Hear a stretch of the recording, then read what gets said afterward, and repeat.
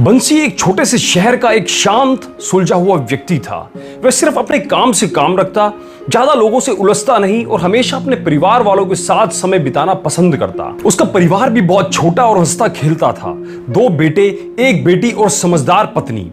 उसकी बेटी रानी तो उसके परिवार की जान थी। हर काम में निपुण, पढ़ाई लिखाई में तेज, बात व्यवहार में अच्छी और देखने में भी सुंदर। पूरा परिवार हर समय रानी रानी करता रहता था। दोनों भाई उसकी हर इच्छा पूरी करने को हमेशा तैयार रहते और माँ अनुशासन के साथ साथ उसे अत्यधिक प्यार भी करती। समय ऐसे ही चलता जा रहा था। बच्चे बड़े हो गए, दोनों बेटे अच्छी कंपनी में नौकरी करने लगे, विदेश में सेटल हो गए। घर में बस बंसी और उसकी पत्नी और रानी रह गए। रानी भी बड़ी हो गई थी, बीए 3rd ईयर में आ गई थी, पर थी उतनी ही सुशील, इतनी प्यारी कि हर कोई उससे बात करना चाहता था। पर पिछले कुछ दिनों से बंसी और उसकी पत्नी नोटिस कर रहे थे कि रानी थोड़ी चुपचाप सी रहने लगी है, अपने में मगन। उन्होंने सोचा होगा पढ़ाई का प्रेशर, पर उन्हें क्या पता था कि उनकी इकलौती लाडली बेटी का किसी से अफेयर चल रहा था। पता तो तब चला जब एक दिन वह रानी लव मैरिज करके अपने पापा के पास आ गई और अपने पापा से कहने लगी, पापा मैंने अपने पसंद के लड़के से शादी कर ली है। उसके पापा बहुत ही गुस्से में थे, पर वो एक बहुत ही सुलझे हुए शख्स थे। उसने बस अपनी बेटी से इतना कहा, मेरे घर से निकल जाओ।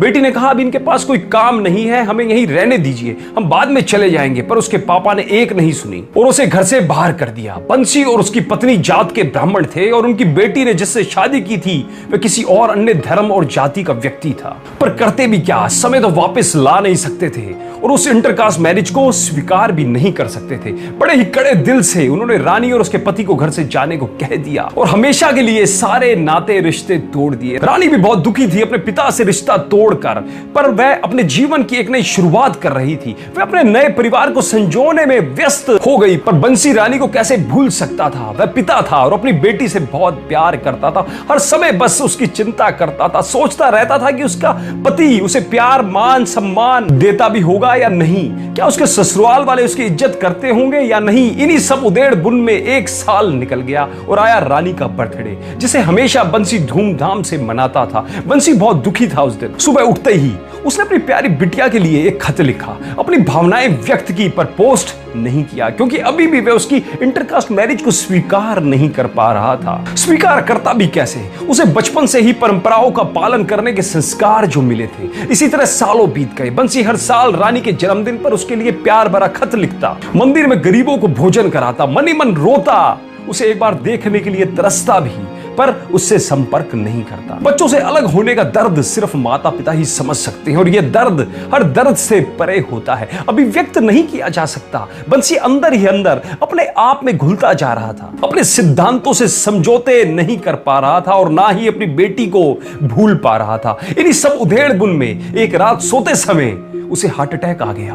वह कोमा में चला गया। उधर रानी को जब पता चला तो वह अपने पिता से मिलने के लिए बेचैन सी हो गई। हॉस्पिटल जाने को हुई, पर ख्याल आया अपने पिता की नाराजगी का और रुक गई और यह सोचने लगी कि उसकी इतनी कोशिशों के बाद क्या उसके पिता उसकी एक गलती माफ नहीं कर सकते थे? क्या वह उसके पति को स्वीकार नहीं कर सकते थे? बच्चे माता पिता का दृष्टिकोण तभी समझते हैं जब वह स्वयं माता पिता बनते हैं। रानी अपने पिता का दर्द समझ ही नहीं पा रही थी। वह सोच नहीं पा रही थी कि उसके पिता उसकी पहल का इंतजार कर रहे थे। उधर बंसी की हालत सुधर नहीं रही थी। उसका शरीर तो इनएक्टिव था, पर दिमाग तो चल रहा था। अपने जीवन के आखिरी पलों में सिर्फ और सिर्फ एक बार अपनी बेटी को देखना चाहता था। शायद भगवान को दुखी पर दया आ गई हो, जो उन्होंने उसे कुछ घंटों के लिए कोमा से बाहर ला दिया। जैसे ही बंसी को होश आया, उसने रानी से मिलने की इच्छा जाहिर की। रानी को खबर मिलते ही पर दौड़ी चली आई और पिता को इतने वर्षों बाद देखकर रोने लग गई। बंसी कुछ बोल नहीं पा रहा था। वह बेटी को देखकर खुश था, जैसे अब वह चैन से परलोक जा सकता था।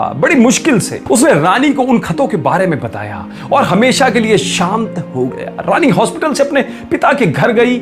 उनके दाह संस्कार के बाद उनके लिखे खत निकालकर पढ़ने लगी। हर खत में लिखी अपने पिता की भावनाओं को पढ़कर उसे अपनी हर गलती का एहसास हुआ। खतों में लिखा हर शब्द मानो 100 करोड़ों के सम्मान उस पर पड़ रहा था। उस दिन उसकी समझ में आ गया कि उसका प्रेम विवाह करना गलत नहीं था, पर गलत था अपने माता पिता की सहमति ना लेना। शायद थोड़ा वक्त जरूर लगता उन्हें मनाने में, पर वह अंत में मान ही जाते। दूसरी सबसे बड़ी गलती रानी ने की अपने आप से रिश्ते सुधारने की पहल ना करके। वह छोटी थी और थी अपने पिता की लाडली। वह अगर अपना गुस्सा और ईगो छोड़ देती तो शायद उसके पिता कुछ और समय जिंदा रहते और वह उनके साथ समय व्यतीत कर पाती। दोस्तों, जीवन एक दिन खत्म हो जाएगा, तो क्यों व्यर्थ में बिना हुई बातों को सोचकर अपने मन में गलतफहमी की दीवार खड़ी कर ले। बंसी तो चला गया, पर क्या रानी अपने आप को माफ कर पाएगी? तो दोस्तों, आप भी अपने जीवन में सोच समझकर जीवन के फैसले लीजिएगा। तो यकीन मानिए, जीवन हमेशा सुखमय बना रहेगा। अतः स्टोरी अच्छी लगी हो तो सभी दोस्तों के साथ, रिश्तेदारों के साथ शेयर जरूर करें। धन्यवाद।